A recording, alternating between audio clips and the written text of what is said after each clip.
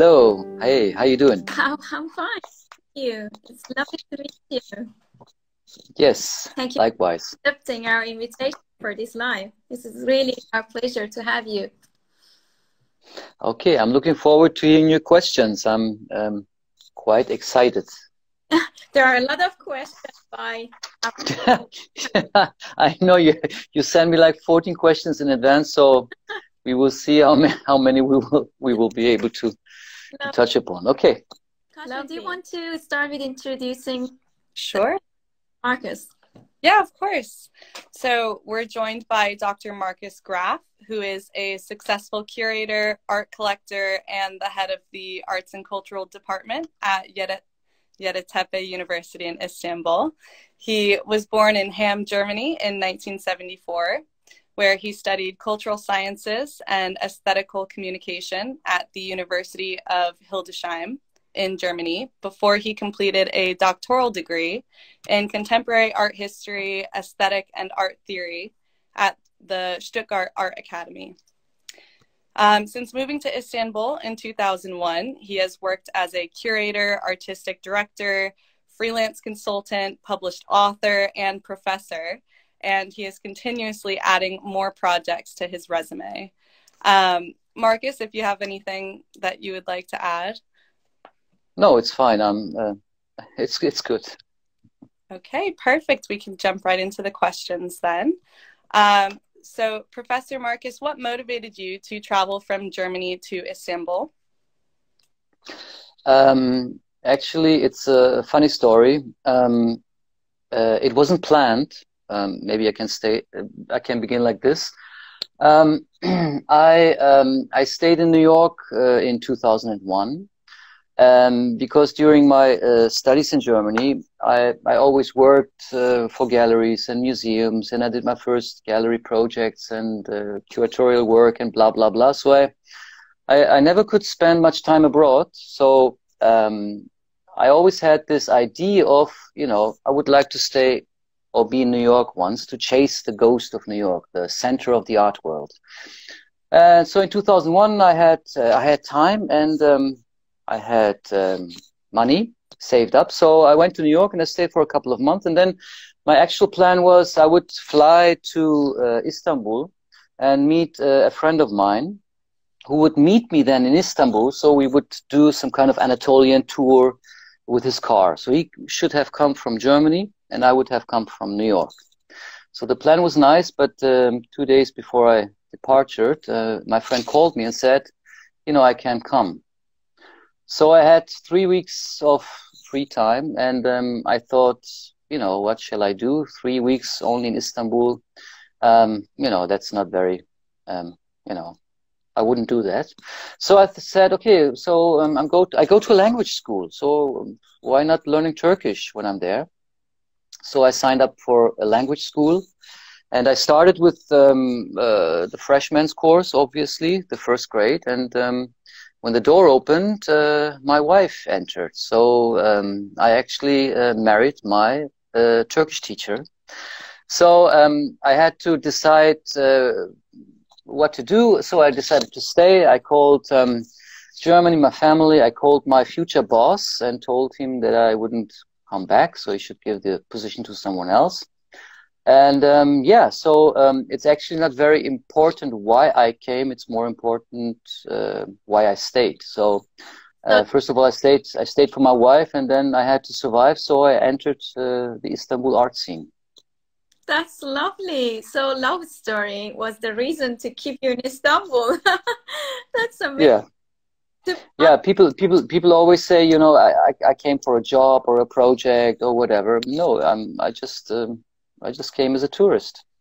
That's amazing. Wow. Yeah, that's crazy. To be honest, like whole 7 years that I used to live in Istanbul, I was just like watching you, how great you were speaking Turkish. And I was jealous, like, oh my God, how he can go to interview and speaking Turkish very well, like a native. You're amazing. I love languages, and I learned that if I want to work in my field of art and culture, I need to know the language, because via the language you can understand the culture and you can get in touch with people. It's actually very simple, and Turkish is not such a difficult language anyway. That's amazing. Yeah, great. Yeah. Okay. The So, next question.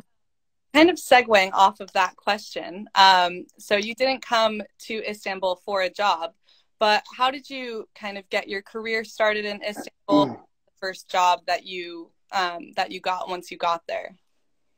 I mean, the first 3 months I had still saved up money, so but then it ran out, obviously, so I had to find a job, and coincidentally, there was the Istanbul Biennial, right, in 2001, the 7th Istanbul Biennial, curated by Yuko Hasegawa. So I thought, I give them a call, and I ask them whether they need a guide, you know. So because back in the 90s, I actually started first as children's teacher in a youth academy. And then, you know, I did exhibitions and my first curatorial work in my living room. And in 2000, I worked for the German pavilion at the Expo in Hanover. So I was quite experienced in, you know, organizing and executing guided tours. So I thought, you know, there's a biennial, they most probably have a guided tour department. I was quite naive, actually. So I called the biennial office and I told them, you know, my name is Marcus, I'm a German, you know, art historian, whatever. And I would like to work for you. And they called me in, and we sat down and I told them what I did and what I want to do. And I told them, yeah, you most probably need a guide and someone who can do a tour in English. And they listened quite politely. And then they left the room, and then they came back and they said, you know what, Marcus, we don't have a guided guided tour department. Why don't you set it up?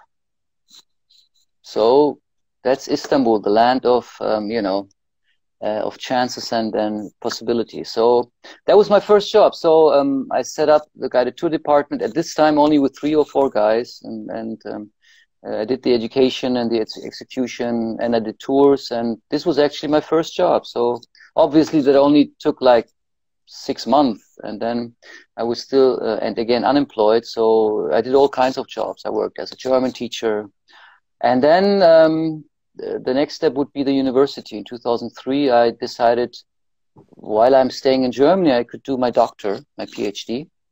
So then I thought, so what kind of PhD can I do while I'm in Istanbul? So I definitely wanted to do something in contemporary art history or art theory.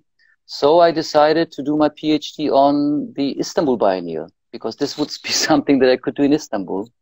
So, and while doing research for the Istanbul Biennial and while looking for libraries, I came to Yeditepe University. I spoke with the dean and I just wanted to use their library, actually. And then again, I mean, I'm rather lucky, most probably. A couple of weeks later, I saw an announcement for an assistant position at the arts management department at the university. It was it's very strange because I couldn't speak Turkish, obviously. So I only bought the newspapers for, you know, some kind of practice. And I saw this announcement. So I called up the dean and I said, you know, you got a position. I might be the right one. And then, you know, then in the end, I turned out to become one of the instructors of the faculty. And then the next step would be 2003 as artistic director in Siemens Sanat, which became one of the leading spaces for contemporary art, which is also a very strange story, but that's something else. Amazing. Yeah, wow. Okay, so when you migrated to Istanbul, did you face any difficulties in terms of kind of assimilating to the culture, getting involved in the art market or in academia?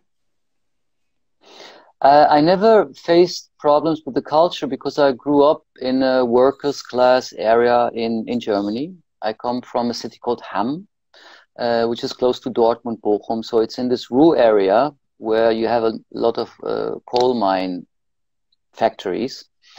My father was a coal miner, and I grew up in a rather poor and tough neighborhood. So in my primary school, there were people from Bosnia and Turkey and Morocco, and in our neighborhood, I was actually the only German, and I was like the only German kid who later on went to high school or university. So I was quite attached and familiar with the culture because all my friends were Turks and Bosnian. But obviously, there was quite a huge difference between the art scene, especially back then in 2001 in Istanbul, and the educational system that is still going on. So today in Istanbul, we experience for the last 10 years a hype, you know. Often Istanbul is called, you know, something like a new hub for contemporary art, you know. They talk about India, they talk about Istanbul, they talk about the Middle East, and you know, the international art scene is always looking for fresh blood. So Istanbul, especially around 2010 to 14, became such a place. But when I started in 2001, there was literally nothing. I mean, there was no art scene for young artists, contemporary artists. The art market for contemporary young artists was not given. And so this was the first shock that I experienced, especially coming from New York and being used to, you know, going to all kinds of galleries and museums. At this time, it was a rather poor scene. And you just have to imagine that around 80 to 90% of all the given museums, art institutions and galleries have been founded after 2006-07. So this scene is rather quickly developing, and it's very dynamic. It's a developing art scene. And witnessing this and even being a small part of it is very exciting.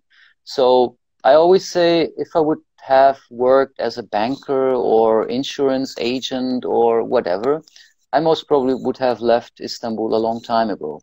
But, you know, as a cultural scientist, curator, whatever, I still feel the dynamism and the chaos of this city as highly inspiring.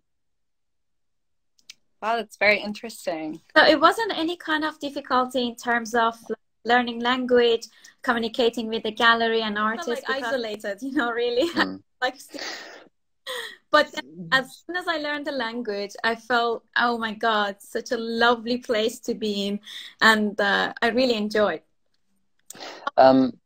It's definitely the language is a very important transmitter and instrument. I mean, it took me like 6 months to 1 year to be able to communicate, because, you know, the beginner level of Turkish is quite easy and quickly to learn.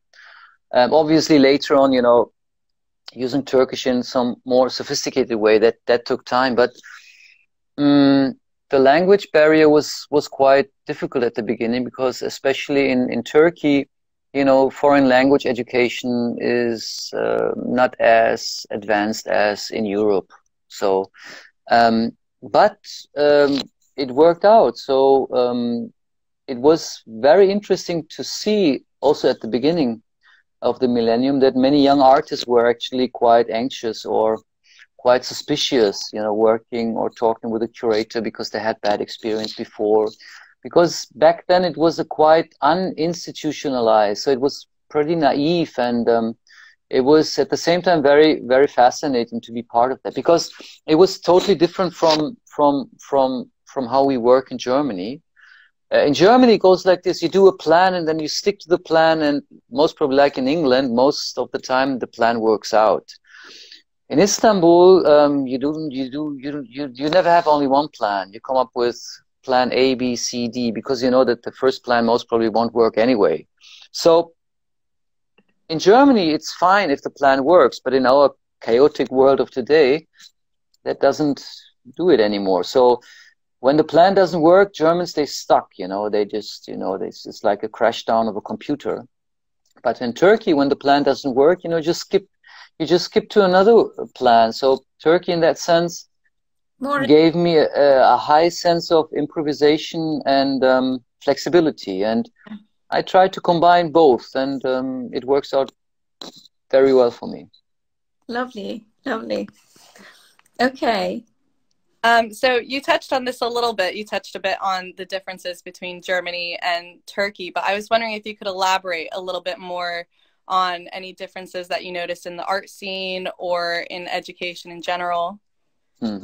You have to think about, I mean, if you compare art scenes from different countries, then it's never, you will never be able to transfer 101. First of all, if you would compare London and its art scene to Istanbul and its art scene, you would have to compare a developed art scene of a developed country with a developed art market to a developing country's art scene and art market. So you will never be able, currently, I hope in the future, but right now you can't really compare our art scene to Germany, America, England, or whatever. You need to compare it to Mexico, Brasilia, or other developing countries. So in a developing country, the infrastructure is not as stable or given as in developed countries. The art market is smaller. The state of professionalization and institutionalization and the number of foreigners working and living in developing countries is lower than in London, for instance. I mean, sometimes it's difficult to find English people on the streets of London, right? But here in Turkey, it's still, when I speak Turkish, people say, hey, you speak Turkish. You would never ask a foreigner in London, he speaks English, you know? So that's the first thing. The second thing is, if you compare the educational structure of Turkey with England or Germany, it's a different education system as well. We have the American system, you know, the credit system, you know, the ACTs and bachelor and master and all that stuff. So I wasn't familiar with that, because in the 90s, you know, you were just studying what you would like to study, and after 4 years you would graduate, and right away you could have all kinds of subsidiary courses and interdisciplinary courses and whatever. But in Turkey we have the American system, so it's quite schoolish. So it's actually the direct continuation of high school in a way. It's not as creative, it's not as flexible as in Germany or maybe in England. And in general, we have to underline that the art and cultural scene in Turkey actually resembles much more the art and cultural scene in America than it does in Europe. Because in Turkey, education and health, as well as the art and cultural scene, is highly depending on sponsorship and private financial issues. Whereas in Europe, you still have the engagement of, you know, federal states and the city government and the government in general. So in that sense, Istanbul rather resembles New York. And this, as a German, was actually quite difficult to understand it. Don't you think, like, for example, kind of artist, curator, or anybody who start their career in Istanbul is much easier rather than working in a kind of established country like London or Germany? It's quite really competitive and really hard to get to the market, and, you know, whoever you want to get in touch with them, it's quite, it's like, I mean, I just feel it right now. It's just like, it's what's so easier to work in Turkey for me rather than in London. What do you think? Yes.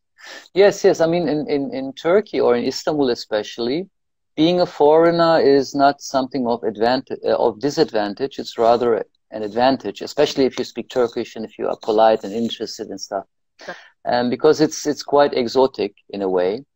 Yeah.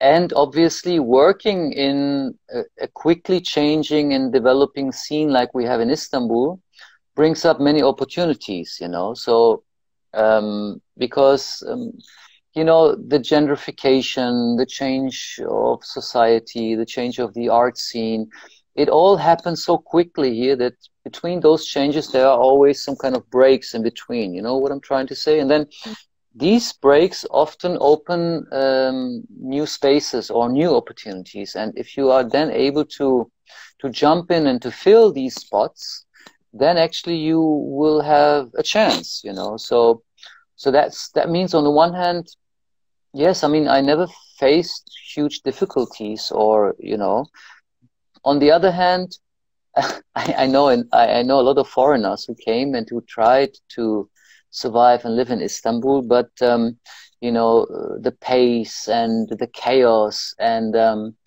these interpersonal difficulties, sometimes intercultural difficulties, are quite exhausting. So when something breaks down in my exhibition or in my schedule or in my whatever, you know, I just get over it. You know, I don't insist on something. I'm quite flexible in that sense. So that's why I could always adapt to any given chaos or crisis. On the other hand, I mean, I had friends and people who came from Germany and tried to Istanbul. You know, they couldn't cope with that. It was too difficult. It was too chaotic, and it was too unforeseeable. So on the one hand, it's easy. On the other hand, you know, in this 20 million disaster, it's very difficult to survive, especially recently with the economic crisis, and, you know, the prices going up, and you have always all kinds of crises every day. So you have to be some kind of, you know, in Turkish they say gamsız. You know, you have to be someone who, I mean, doesn't really care, you know, who can walk through the fire and through whatever, and, you know, I don't care, it's going to be fine. But then that's something, you know, personal maybe. Thank you. So in response to that, how you said that you have to be a little bit more flexible in Istanbul than in Germany, would you say that your curatorial practice has been influenced more from your time in Germany, or more in from your time in Istanbul? Yeah, definitely. I mean, think about it. I think I came to Istanbul when I was 27. Now I'm 48. Most of my curatorial as well as academic work, and especially work as writer, happened here. So I opened my first off-space gallery project in '96, and in Germany, I already did around 30 to 40 exhibitions, but those were all, you know, amateur, fun-like, experimental things. And even although I opened my first gallery project, I never saw myself as a gallery owner or someone or a curator. I mean, I did like 30 exhibitions and I never used the word curator. I even think I didn't know the word curator or the term curator that well over there. So yeah, definitely my curatorial practice is based on my life in Istanbul. It's sometimes very funny because sometimes people come to me and they want to benefit from my international network, but I have a rather local network, because I always believe, you know, wherever you are, this should be the focus. So I lost most of my German international connections. Every now and then I invite some of my old friends or artists to an exhibition that I do over here, but in terms of freelance as well as institutional curatorial work, I haven't counted yet, but from my around 150 exhibitions, most probably 130s are here in Istanbul. So yeah, and it's very funny. I mean, because in Wikipedia, they call me, what did they say? They call me a Turkish curator of German origin. I didn't write that. I don't know who did, but it's true. Yeah, it's true. That's really interesting. Do you think that the cross-cultural dialogues between the artistic practices of Turkey and Germany, or the East and West in general, do you think that can benefit the quality of art production by artists? Yeah, definitely. I mean, I think that nationalism, fascism is one of the most, you know, whatever, I don't want to curse, but it's just not given, and it's a very old-fashioned and very outdated idea of the world. So no country is pure, and no country is, you know, autarkic, and so I believe that this intercultural exchange is one of the biggest and strongest powers that is triggering us today. So in times of globalization, talking about nationalism, which is some kind of, you know, counter reaction of the people, I mean, this is just a last help cry out for stability and for, you know, something that you can hang on. So I would say that my idea of art, my ideas of curatorial practice, my ideas of teaching is rather German. So I was born and raised in Germany, and my time at the university and the teachers that I had there, they really influenced me. And when I came to Turkey, I saw this lack of creativity, or so I always try to integrate my sense of, or my idea of curatorial practice as well as teaching art. I try to implement this here in my classrooms in Istanbul. So, but on the other hand, like I said, I mean, on the one hand, intellectually, maybe I'm still rather Western or German.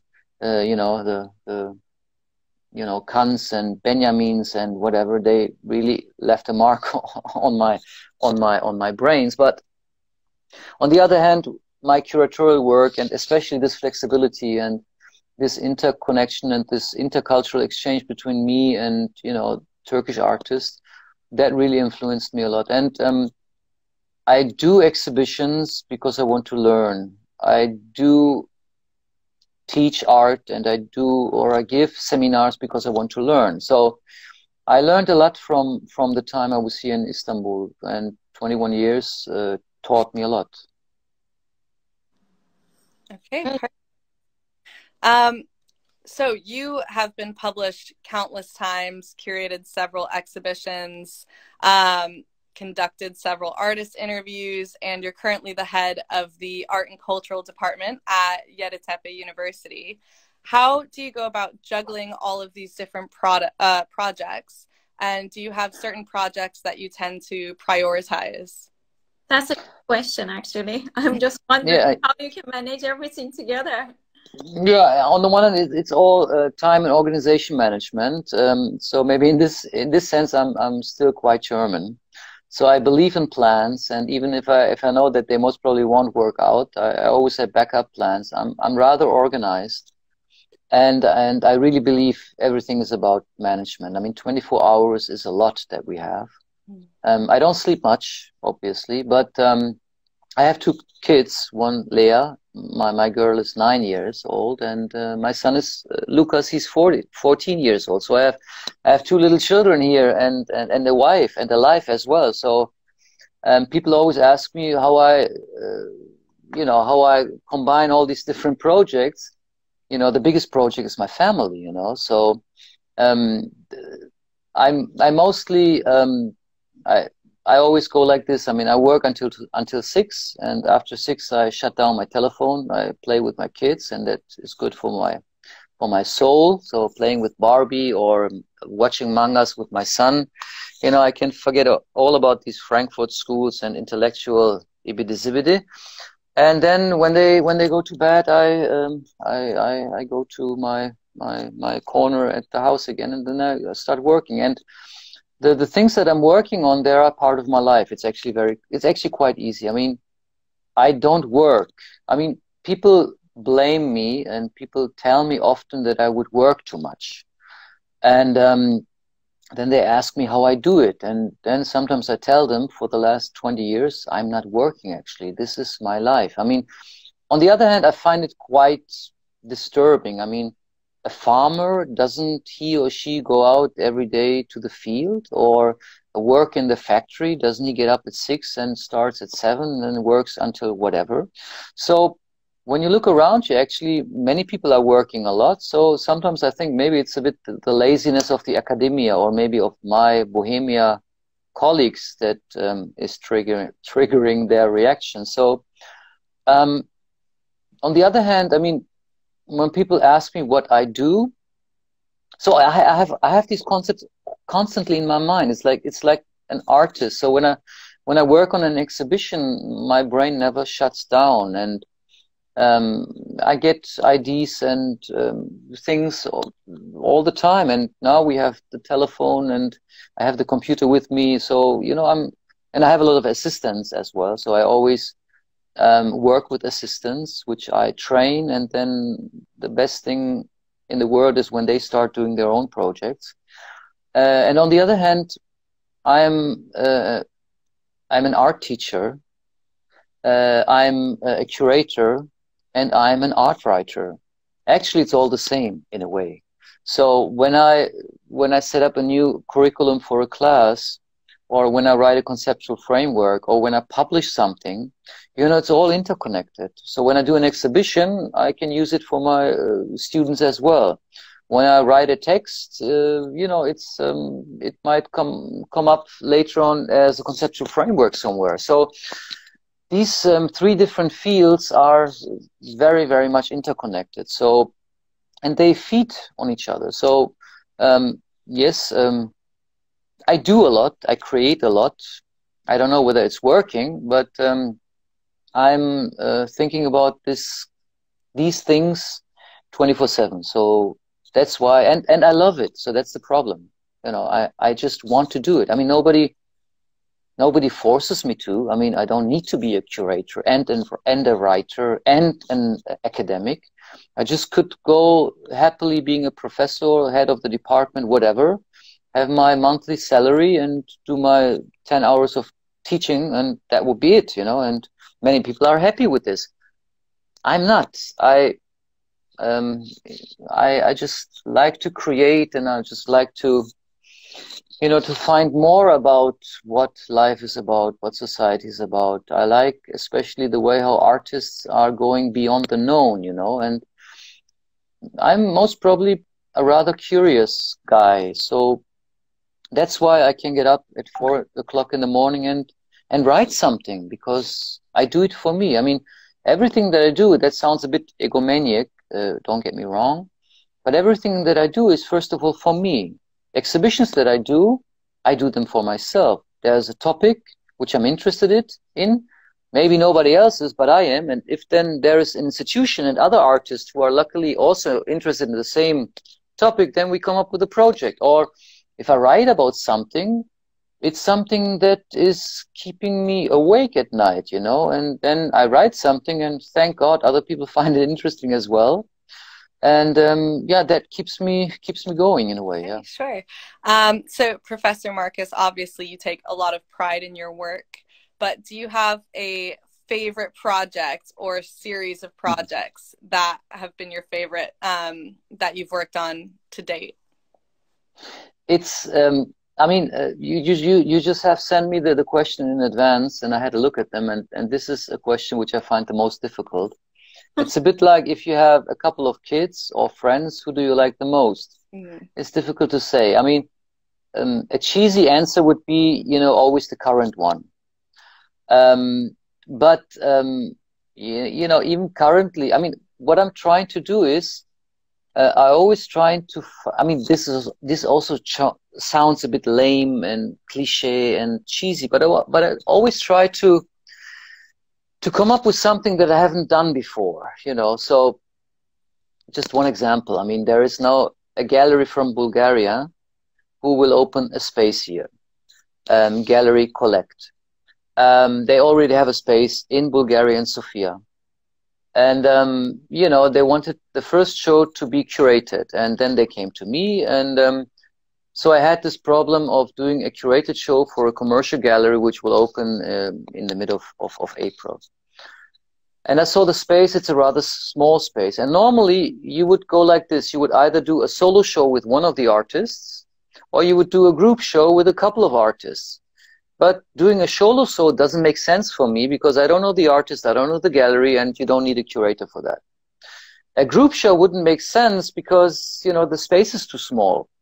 So I thought about how can I come up with an idea which represents many artists, which creates some kind of dynamic version of doing an exhibition. And I called it check-in. because the gallery is now checking in the Istanbul art scene, whatever. And it's going to be like this. There will be one artist for 1 week having a solo show downstairs, and then they have an upper floor. And on the upper floor, there will be 3 other artists presented in some kind of teaser-like way with only one work and with one interview.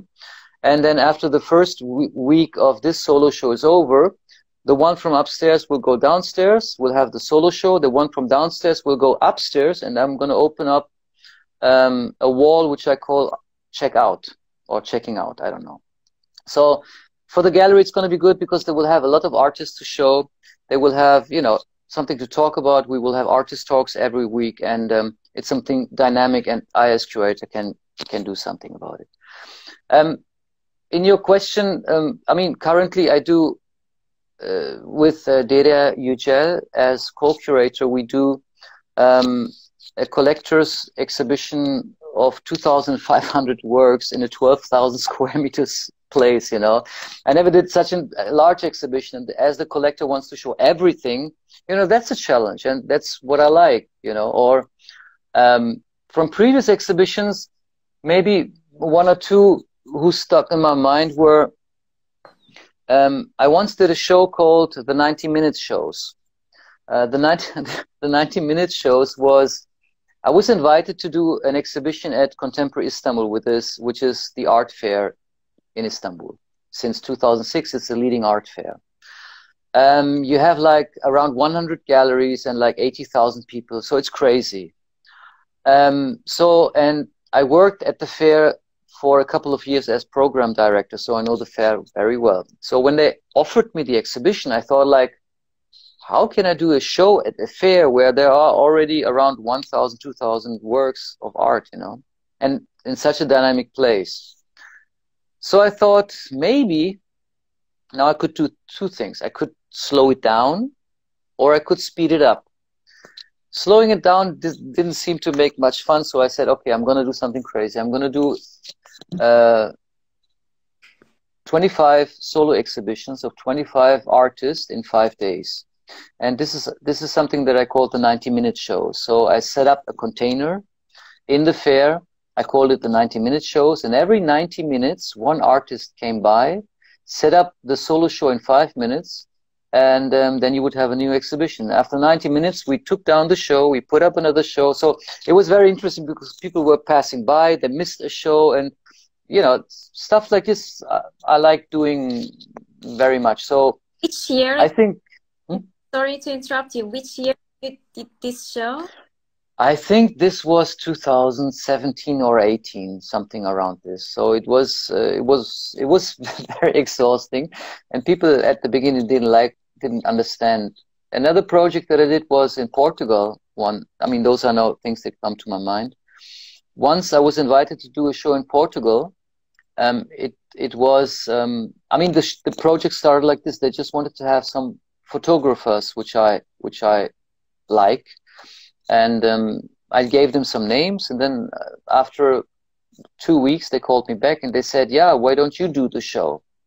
And I said, okay, but I told them 2 things. First, I'm not an expert on photography. I work with photographers and artists who use photography, but I'm not a photography curator. Second, I hate photography exhibitions. I really hate them. Because normally photography exhibitions go like this. You know, you have 100 pictures all in the same format and frame, and you consume them. You start with one, and then everything is in order, and at the end of the show you speed through. So I said, okay, I'm going to do something different, because I thought, you know, showing photographs of Turkish photographers about Turkey in a foreign country is so cliche-like, you know, because when people come, they will expect, you know, seeing pictures of people or from Turkey. So I came up with an exhibition which was quite different. You would enter the space and you would only see huge table-like pedestals, and on these pedestals there would be dozens of photos, large-scale photos. On the walls there were only iron, you know, bars with magnets. And so the aim was that the people would come into the space, they would, you know, look through the pictures, you know, show them the pictures to each other and hang up the pictures that they liked. I was actually very, you know, I was very suspicious whether this will work, because normally you can't touch anything in the exhibition. But the opening was crazy. People had a lot of fun, and, you know, they were taking the pictures, showing them to their friends, and they were hanging them up in the way they liked. So we had like 12 to 15 very prominent artists, some photographers, some people, some artists who are using photography. And obviously we were using exhibition prints because they were touched. And at every night, the security guards had to take the pictures down, put them again onto the table. And then every day there was some kind of new edition, a new curatorial work. So was I the curator?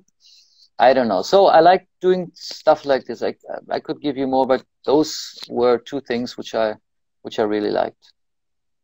Lovely. Wow, amazing. So do you have any ideas for projects that you're thinking of pursuing in the near future?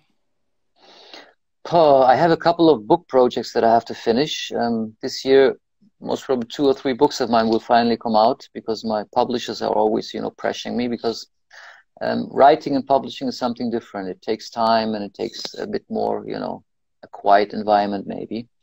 So there will be a couple of books that will coming out. I will have 5 different exhibitions this year. They are all currently, you know, evolving. I'm working currently with several municipalities, which is great, because a couple of years ago you wouldn't work with municipalities, you know, because, you know, they weren't very, you know, they weren't professional, they weren't really interested, and you couldn't talk with them because they weren't professionals in these institutions. But they changed. The Istanbul, you know, municipality and other municipalities like Ataşehir, they all come up with exhibitions, and I realized that if you really want to reach the people and wider audiences, you need these official institutions. Otherwise, it's always the same crowd, and it's always the same game, so to say.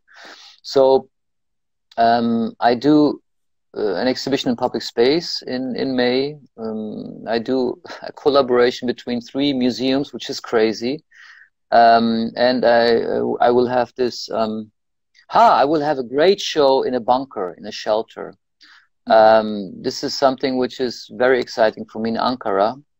They just renewed and restored a bunker from 1942, and they turned it into an art space, and I'm going to do an exhibition called Maybe Later. It's going to be about being in the shelter and imagining how to get out of it and to renew yourself. So it's a bit about dystopia, utopia, fantasy, and drama. And yeah, that's going to be something something which I'm very fond of. And I hope that when I get older, to open my own academy, art space, collector space, whatever. This would be actually my biggest dream. One day having a small space in which I could play around, and yeah, but we will see. Wow, amazing. Amazing. Yeah, that sounds very, very cool.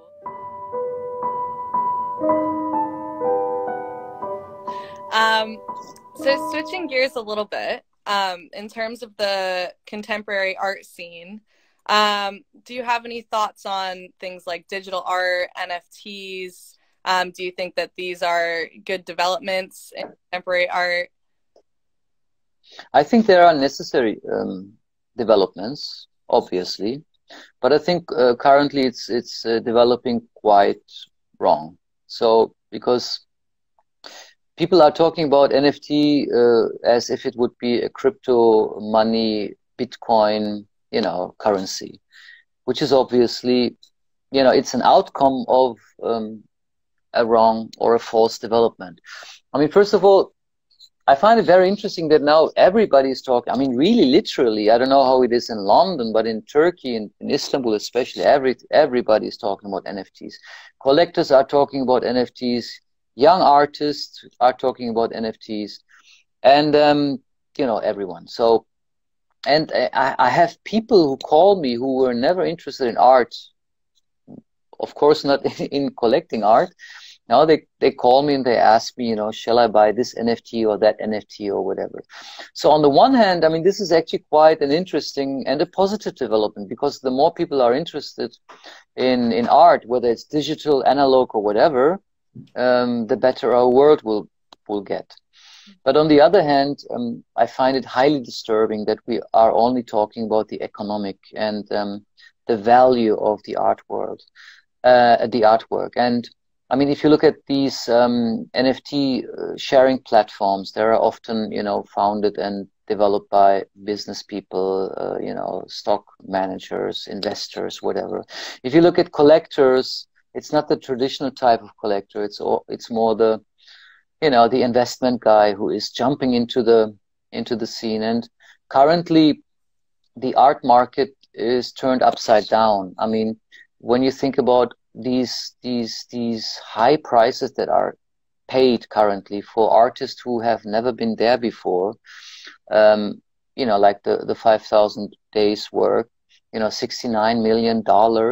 With this amount of money, you are in the same league like Picasso, Warhol, and others. But there, of course, you have to question the validity and the value of this work, because normally and traditionally, an artwork which has a certain amount of value, economic value, is actually assigned to an artist who has left an imprint on the history of art. I mean, there is no way that someone could question, you know, the value or the artistic importance of Picasso, Matisse, Warhol, Basquiat, whatever, Damien Hirst. It doesn't matter. I mean, they have all written art history already. So they left an imprint, they changed the art world, and out of this they had an influence on artists, on art experts, and this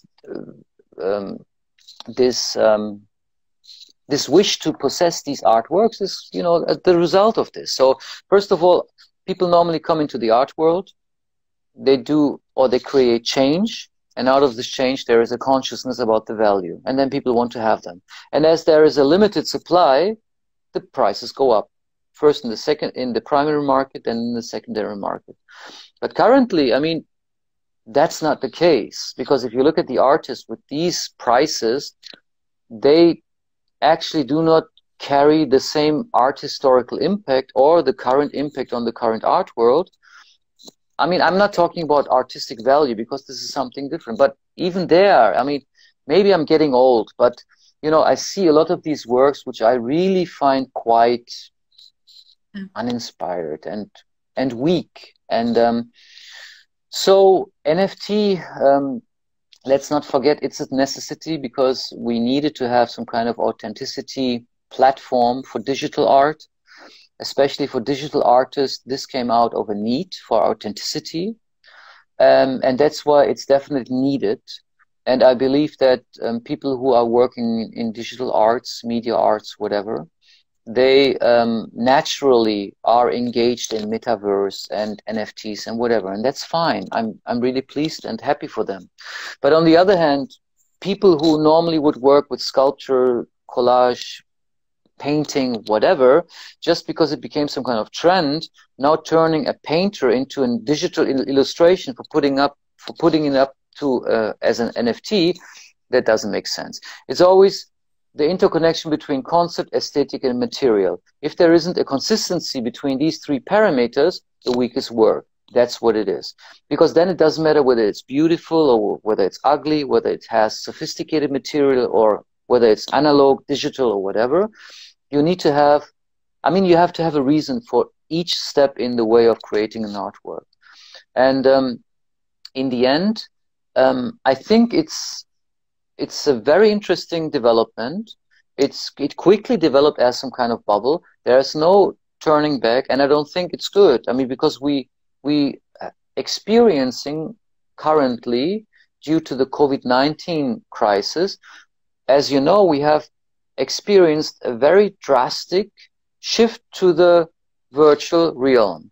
So the digitalization in our art and cultural scene is actually very late. So when you compare it to business administration, e-commerce, whatever, I mean, until 2020, the gallery system was still rather resembling the ones in the 1950s, maybe even in the 19th century. The museum issues, museum management, curatorial practice, all that same thing ran for 150 years. But now, because of the isolation and because of this crisis, we have experienced a radical shift. And this shift will be an addition to the art world. I really appreciate all the things that have come with it. I mean, currently we are, you know, benefiting from it. So I'm in Istanbul, you're in London. You know, we can have an exchange.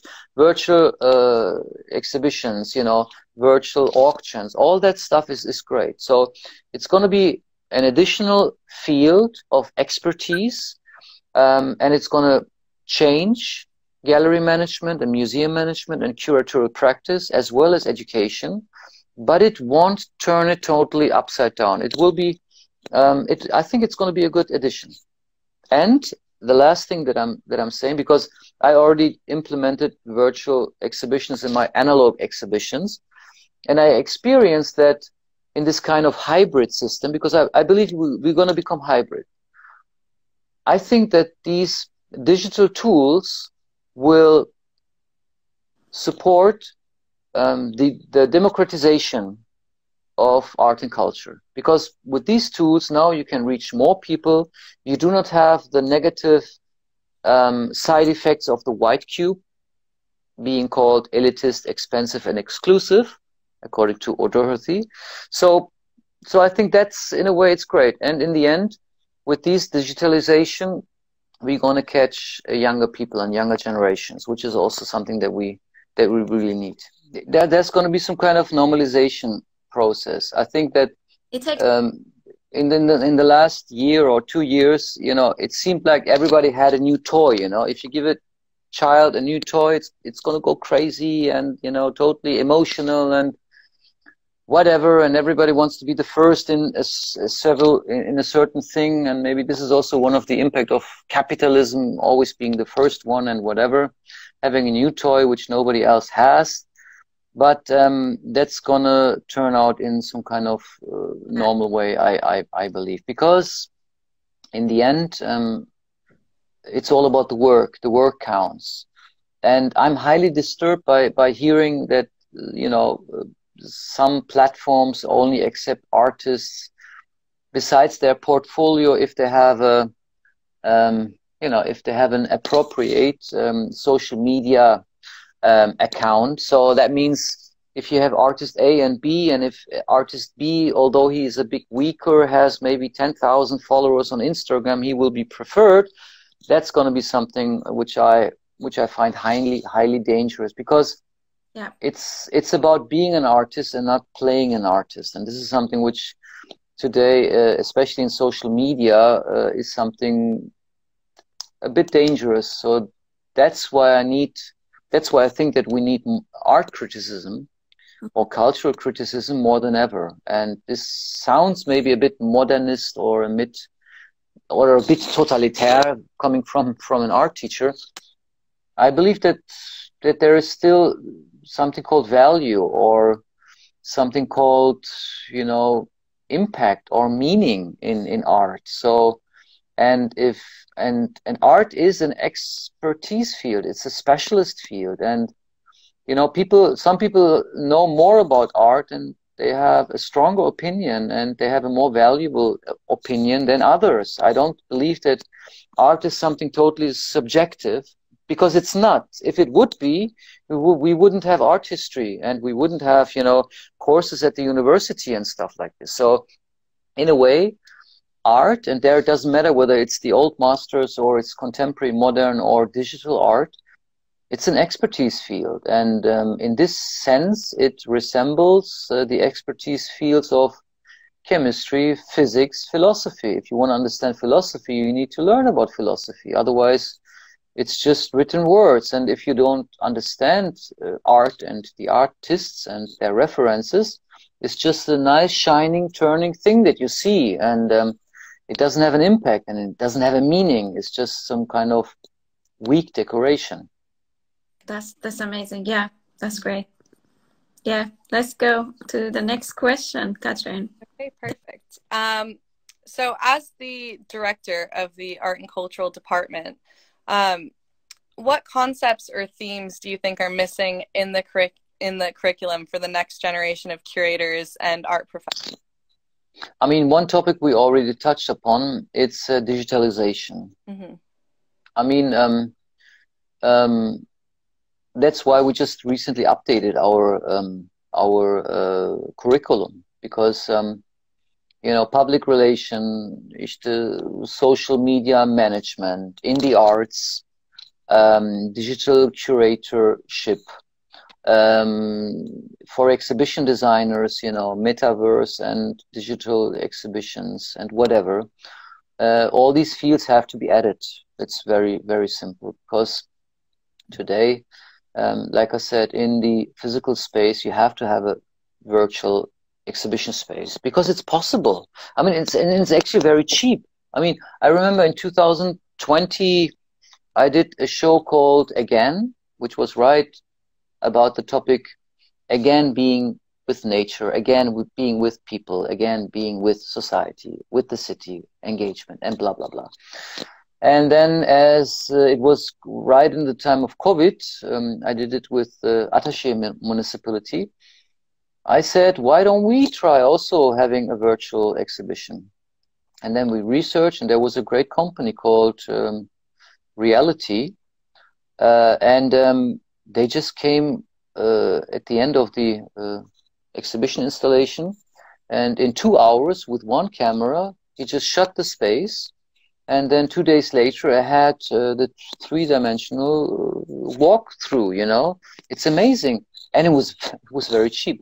When they got me the offer, they shouldn't hear it, but when I got the offer, I thought, maybe he took the wrong currency. Is it really lira? Is it euro, dollar, pound? So what I'm trying to say, in 2004, we did in Siemens Sonat, we did the first virtual exhibitions, and it was incredibly difficult, and it was very expensive. You know, at this time the technology was different, of course, but no, it's very, very, very simple. I mean, you can, you know, do videos, post-production, all with your telephone. And so as these technological tools are advanced and easy to use, we should use them. Artists are using them, and I always believe that curators should develop in parallel to the art world themselves. So I learn from artists, and I copy them, and I look what they're doing. So in our arts and cultural department now, one of the great topics is the digitalization.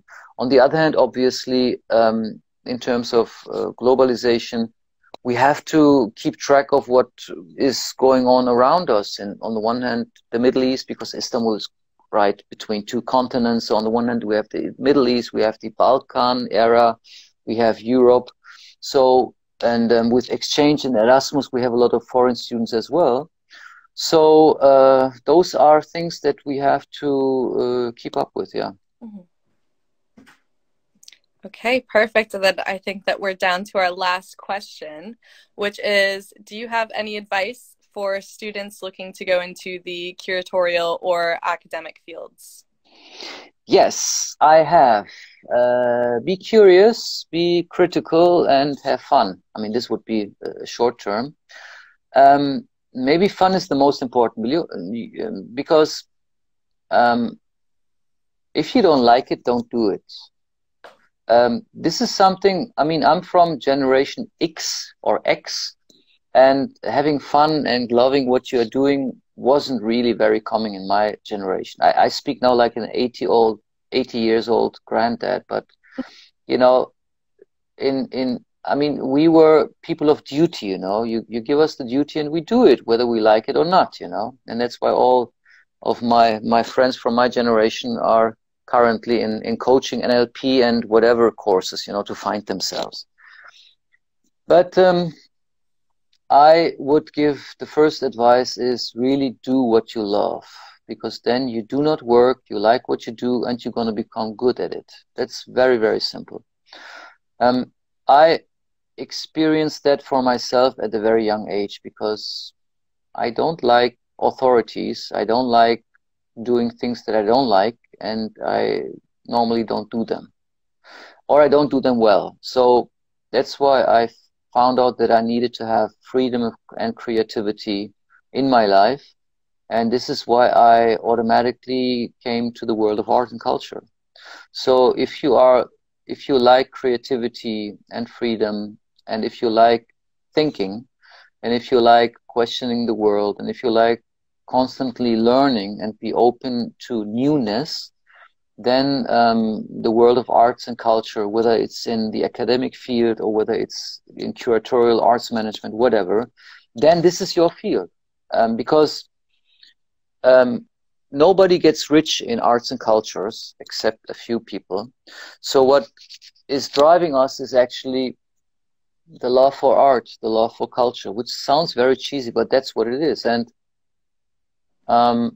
you know, like I said, I come from a rough neighborhood, and I really believe that art not only changed, but saved my life. I mean, that sounds so pathetic, and I won't get deeper into it, but that's what it is. And that is what I experience, and this is what I try to communicate to the people. And if they understand it, and if they get it, they really add value to their lives and to their everyday routines. So the first thing that I would say is, if you want to work in the field of art and culture, which is a very wide field, you should do as many internships, voluntary work, and assistantships as possible. With these kind of works, you might not find what you like, but you definitely will find out what you don't like. I did internships in galleries. I went to art fairs, and I didn't like it, because I don't like the close interconnection between art and money. Not that there is something wrong with it, but it's not for me. And then I worked at a museum, first as an intern, then as an assistant. And I didn't like the hierarchy and, you know, all this bureaucracy of the museum. So I said, no, that's also not my case. And then I came to teaching and children's teaching and education and sharing experiences and knowledge through art. And that's how I found my way, because I believe that art is a field of and for the production of alternative knowledge. That's what it is for, and that's the most important thing. So I would advise them, first of all, find the field that you like: theater, museum, music, whatever.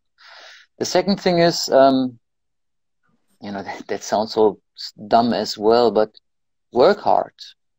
You know, that's the only thing. I don't believe in talent. I don't believe in God's gifted energies, auras that are given to you, and that's why you are more intelligent or what. No, that's not the way. I mean, art is 10% talent and 90% work. That's what it is.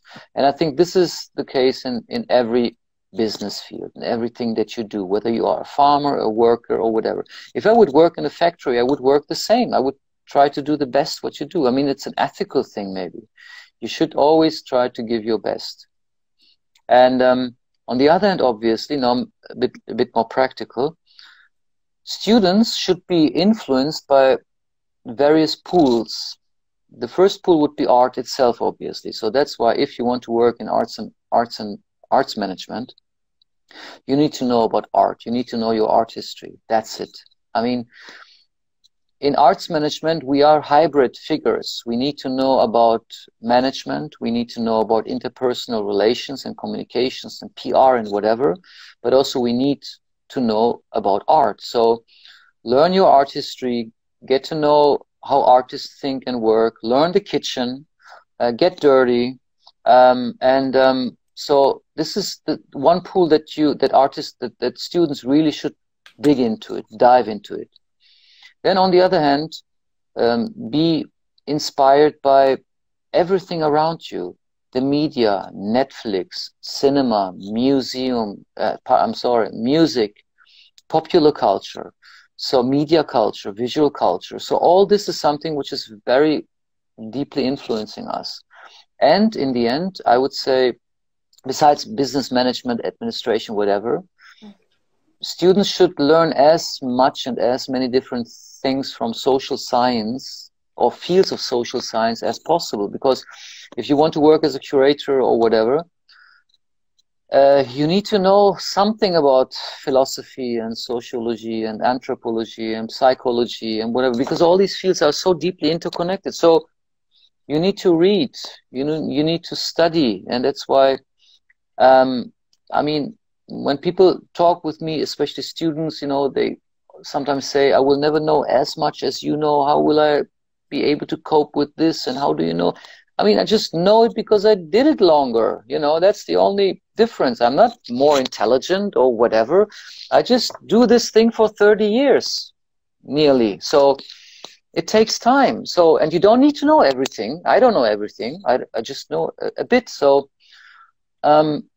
finding your way, and I think that especially after you graduate, you should try to create your own identity and profile. It's not about knowing everything, it's about knowing something. And this should be something that you know very well. And then maybe an institution or someone will need you, especially new. So if it's arts management, if it's, you know, art academy, if it's curatorial practice, if it's teaching, whatever, find your own identity, find your profile. And this is the most scariest thing, because at the beginning of every career, nobody knows the heck what to do. And students always get lost, especially in arts management. I mean, if you study graphic design or a certain field of engineering, it's simple, you know, because the path is given, you know, you just walk on it. But as arts manager, you do not know even which kind of arts you are working with in. So that would be another important advice. And as curator, if somebody wants to do curatorial work, the only thing he or she should do is doing exhibitions. It's as simple as that. I mean, I remember once I was at a symposium, and, you know, we were talking about curatorial practice and whatever. And then one of the young people in the audience, you know, she said, you know, you are talking over there on the podium and everything is fine and you are the famous whatever, but, you know, what should we do? In every institution, there is someone. You are at Siemens, Levent is at Istanbul Modern Museum, and blah, blah, blah. And I told her, do you really think that your first exhibition as a curator will be at a gallery or at a museum or at a biennial? That's the same thing with artists, you know. As a young artist, your first exhibition will not be at a prominent gallery. And maybe it shouldn't. You know, it should be in an off space, having fun, in a bar, whatever. I mean, I did my first exhibitions in very crumpy spaces and very, you know, today we call them underground galleries, but it was the only way how I could do an exhibition. So if you really want to be a curator as a young student or whatever, the first thing is, get to know as many artists as possible. Build your database. The database should consist of artists. It should consist of curators, of art writers. Follow them. Get role models. Copy them. Be inspired by them. But, you know, just sitting there, I want to be a curator, so what shall I do? No, that's not the case. If you start wanting to be a curator after you graduate, it's going to take 5 years longer for you to building up the network. So therefore, following artists, building your archive, getting to know the scene, that's something important. And then as a young curator or as a curator candidate, I would find young artists who are also independent. I would find young graphic designers who are unemployed, and I would find a space which would take me, and then I would do an exhibition. And you would call this an off-space gallery, whatever. And believe me, in established scenes, we as established curators, we love these shows, and I love going to these shows, and I discover young curators or artists at that shows. And the last thing is, there is no bad space for a good curator. There are 3 kinds of curatorial practice: no budget, low budget, and high budget. For 20 years, I mean, the first years there was no budget, and then for 10 years there was low budget. And now, thank God, I come to some kind of, you know, comfortable budget, so to speak. But that takes time. It's the same thing with artists. So therefore, curators, arts writers, and artists, in that sense, building up their career depends a lot on their own activity. It takes time. It's a marathon. Many people are losing interest and power and strength through that path. But in the end, I believe everybody can do it, and everybody will do it if they keep going. Thank you. That was amazing. Yeah, that was great advice. Really, that's amazing. We have a couple of more questions. Great. That, if you don't mind, they share like they're asking like, yeah, we love your Professor Marcus very much, and do you think about going back to Germany for future? No. I mean, I got this question many times, and you know, especially when there are crises and when there are, you know, problems in Turkey, people sometimes tell me, Marcus, are you crazy? What are you still doing in Istanbul? I just love it here. I just love the chaos. I just love the dynamic, and I don't want the comfort zone of Germany. I mean, I go to Germany twice. I mean, in the past it was more often, but now because of the kids, I can only go twice a year. And you know, my mother, my sister, my brother, and many of my friends are still in Germany, and I love Germany. You know, I love being half German, whatever. But I don't think I could live in Germany anymore. It would be, you know, too boring, too stable.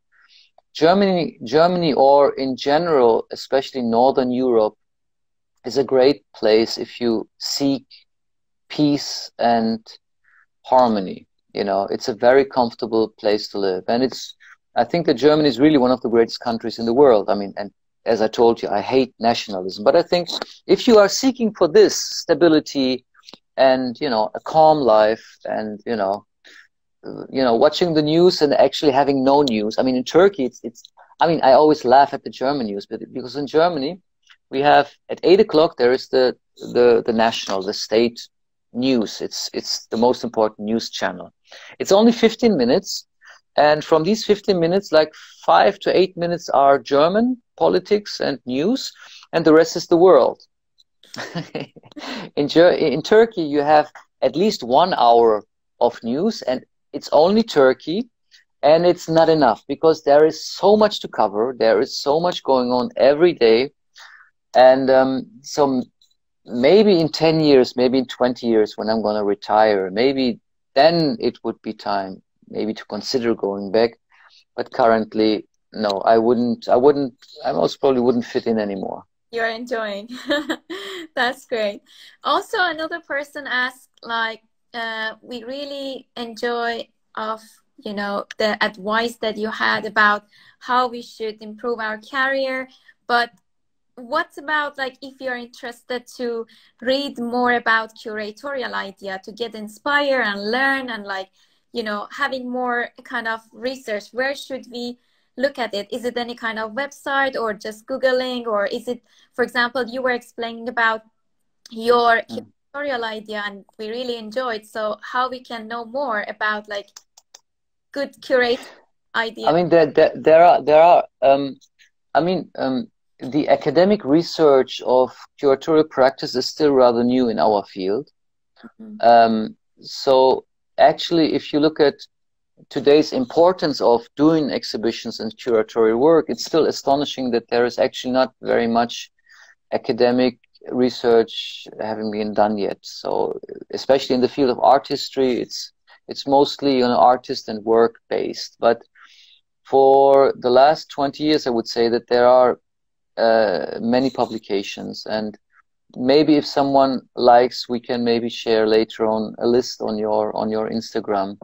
But I would advise to follow the books of Hans-Ulrich Obrist, who is, you know, the famous successor of Harald Seemann. I would suggest to follow important curators like Harald Seemann or Hans-Ulrich Obrist, because they also have written books, you know, and publications.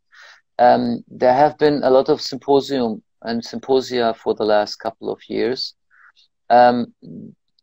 concerning art theory, one of my holy books is Art and Theory 1900-2000, which is a great book. I read it in my PhD class. It's a book of 1,200 pages, but we finish it in one semester with the students.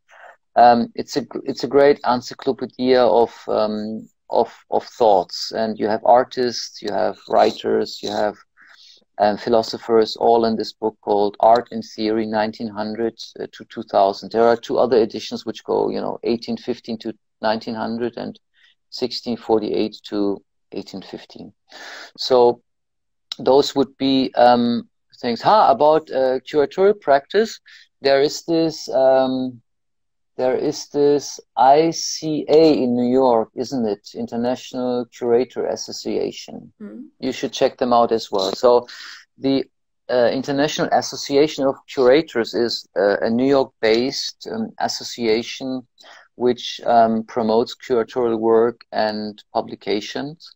And you should check them out as well. I might have a look at my curatorial practice syllabus and share some other that's amazing. Yeah, books as well. Great. Just have maybe some book recommendation by you, some links that really our audience as well. Yeah, thank you. Do you want to share anything at the end? Is it something that you want to add to whatever you talk about? No, I think it was great. It was great talking with you. Good questions, by the way.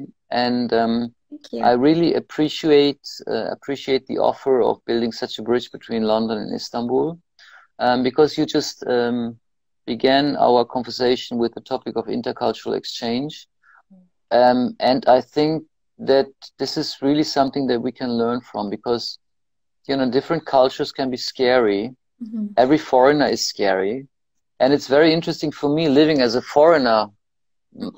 As you said, I migrated to Turkey. Sometimes I argue with my wife because she doesn't see me as a migrant, because for her a migrant is someone who's forced to, or whatever. But no, I'm a migrant as well, and I also suffer. So, as someone who lives in a foreign country, maybe this might be one of the last advices that I can give to young people who are watching. Try to travel as much as possible, and try to stay in foreign countries as much as possible. It's difficult, and it's a budget thing, obviously. But I really believe that when you are living in a foreign country with a foreign culture, you learn two things, actually. You learn something about the foreign culture, and you learn something about yourself. I mean, I experienced this when I lived in America as well as in Istanbul, because people all of a sudden see you as German. So when I'm in Germany, I didn't see myself as German, and I never thought about my identity as, a German. But when you come with all these cliches that come with being a German, that they expect you to have, or when they talk about your country in positive or negative ways, and when you observe other cultures, how they live and how they succeed, then you actually start questioning yourself, and you learn a lot about your own identity and your own personality. And this is something which is maybe the most enriching factor of these last 21 years. So I think that, learning from foreigners, learning from the strange, the weird, the unknown, getting in touch with things that you are not used to, I think this is one of the greatest things that you can do. And I once did an exhibition called, what did I call it? Temporary harassment. Mm-hmm. Because I wanted to harass the institution with my exhibition. And they agreed on that. So we harassed them. Because I believe that if you are annoyed by something, or if you are harassed by something, obviously I'm talking about in some kind of allegorical, metaphorical way. But if you find something, disturbing, harassing, or if something is, making you uncomfortable, I think this is something very good, because it shows you the limits of your comfort zone. It shows you the limits of what you know. And intelligent people, artists and scientists are going beyond this limit. And when you go beyond the limit, which is something quite exhausting and challenging and something, you know, looking dangerous, if you dare to do so, actually you will be able to discover new aspects of reality, society, the world, and yourself. And this is something what artists do, and this is something what I get from artworks, and that's why I love being surrounded by art and artists, and I love working in this area still. Lovely. Personally, I really enjoyed of this talk, and I really appreciate your time and, you know, being with us. It was really my pleasure to have you. Thank you so much, and looking forward to some projects that we have together in future, the soon future, yeah. And thank you Okay. for like everybody who was tonight and listening to us. And if you have any question, you can share with me or Professor Marcus. We're gonna get in touch with you and reply to that. Yeah, and if anybody wants to get in touch with me, you know, ask me a question for further study, whatever. This is one of the good things about this social media and digitalization as well. In the past, it was actually very difficult to reach people.